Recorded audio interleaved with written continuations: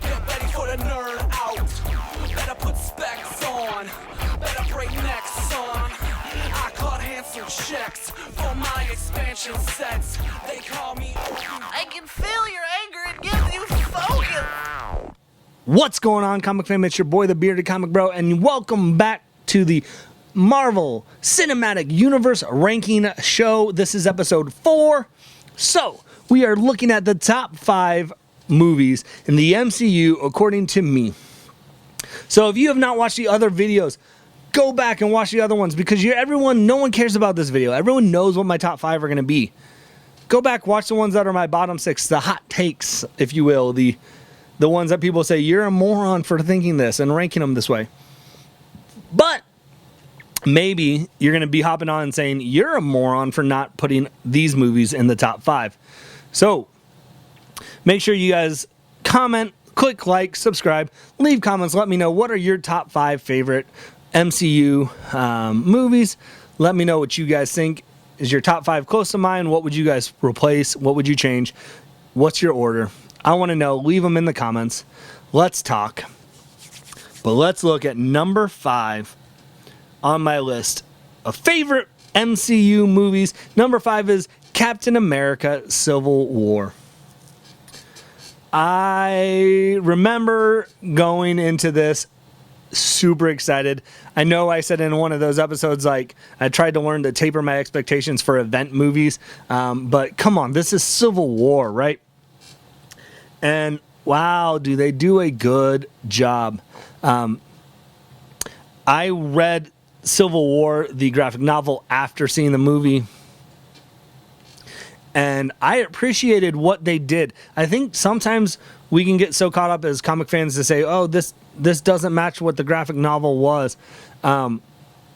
Especially though Marvel has done a really good job of taking elements of the story which are important, but creating their own. Because I don't know how well the entire graphic novel of Civil War would have translated to the big screen. So I think hats off to you guys for doing that and creating such a engaging movie. Again, this is one of those movies that you get, if you haven't watched the other ones, you could hop in a little bit and still know. And you could still be engaged with it. They do a really good job of setting it up, and they do a good job of keeping it contained. They hint to what happened at Age of Ultron. You know why Captain and Iron Man are against each other right now. And you start to see why people are filling into the sides that they're filling in on in the Civil War. And I think it was just such a well done.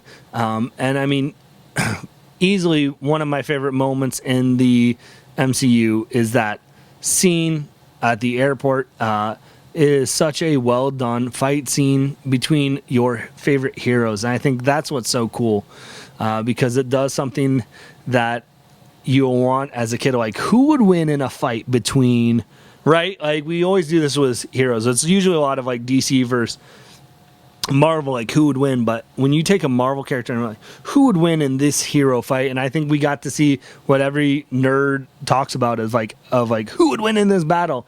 So it was fun. So that's number 5. Number 4 for me on the list is Iron Man. I remember walking out of Iron Man going, holy cow. This was a resurgence of Robert Downey Jr. He was popular, and then he kind of had hit his kind of downfall. And then, man, oh man, did they cast perfectly for Tony Stark by bringing in Robert Downey Jr. And I think when we saw Iron Man, I think a lot of people at the start were like, okay, Marvel doesn't have the best track record with movies. They're going to try a B-list comic character of Iron Man. And I said it because honestly, I mean, in the comics, like, Iron Man wasn't even the most popular. I mean, look at Infinity Gauntlet, Infinity Wars. Iron Man's not even on the cover, right?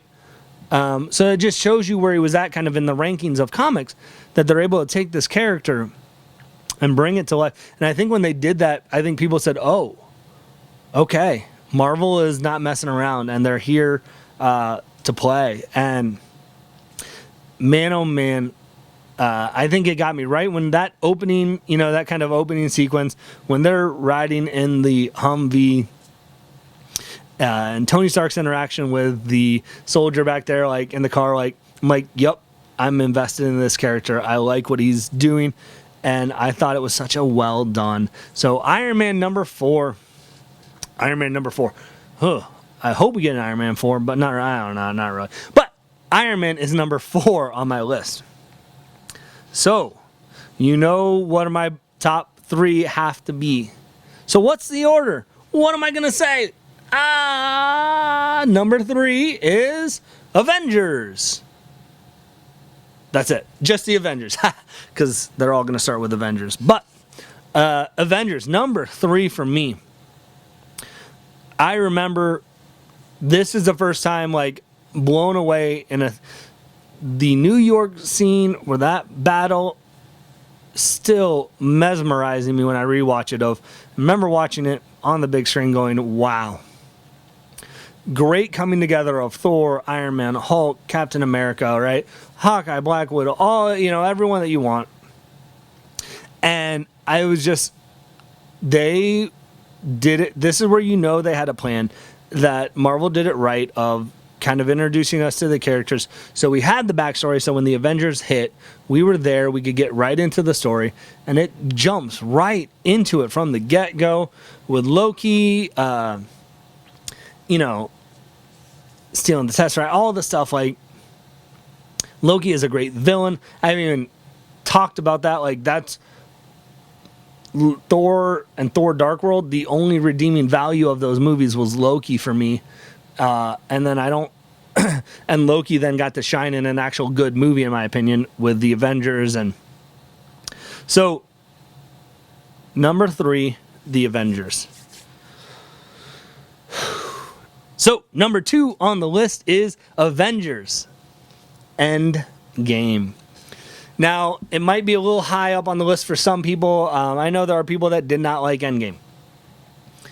It might not be high enough. There are some people that say, yes, this is it. This is number 1. For me, I think it wasn't a perfect movie, but it did what I wanted it to do. I walked away at the end going, yep, I'm happy with how they wrap things up. And I don't think you can take away, if it's a standalone movie, it's hard to say it's a great movie from that aspect of itself, because you can't do it. It's been, 22 movies have been filtering up to this point, leading up, or 21 movies have been leading up to this point. So, it wasn't perfect. There are issues. There are issues when they break up for me, of when they go to the different things to get everything, when they're doing the time travel, that I'm just like, there's a little bit left, too much up to chance for this, for smart people, but we can talk about that at another point, another day. But the ending of what it culminated to was perfect for me. If you did not get emotional at that end, when the battle starts to begin, right, and you just start to see all the Avengers coming back, right? And coming for battle. And those moments like Captain America with Thor's hammer, and Thanos and Iron Man and Thanos, like those moments, there's so much, because we've invested so much time. We invested 12 years of our cinematic lives watching these movies, and to be like, invested in these characters, you can't take that away. So, Endgame, number 2 on my list. So, my number 1 movie in the MCU is Avengers Infinity War. And this very much to me is like a Empire Strikes Back kind of thing. Star Wars, love it. Empire Strikes Back is my favorite movie of the original trilogy. But it is an incomplete movie. Like, it needs 4 and it needs 6 to complement it.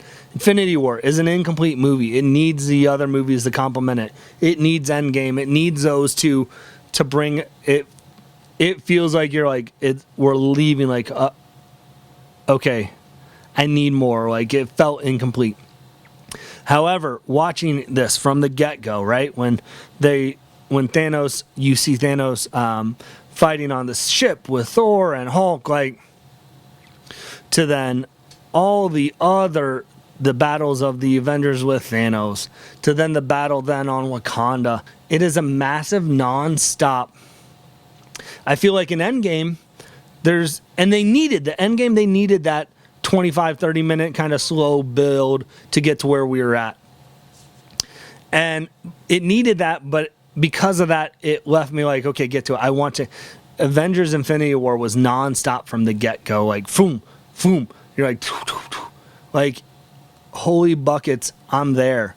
And it still is to this day, is the one, if I just want to watch a Marvel movie, I will put on Infinity War every time, if I just want to have one in the background, because it's so engaging and captivating. There's not a slow moment. It's boom, boom, boom, boom. And it's a testament to what came before it, because you can't have that without all the other movies.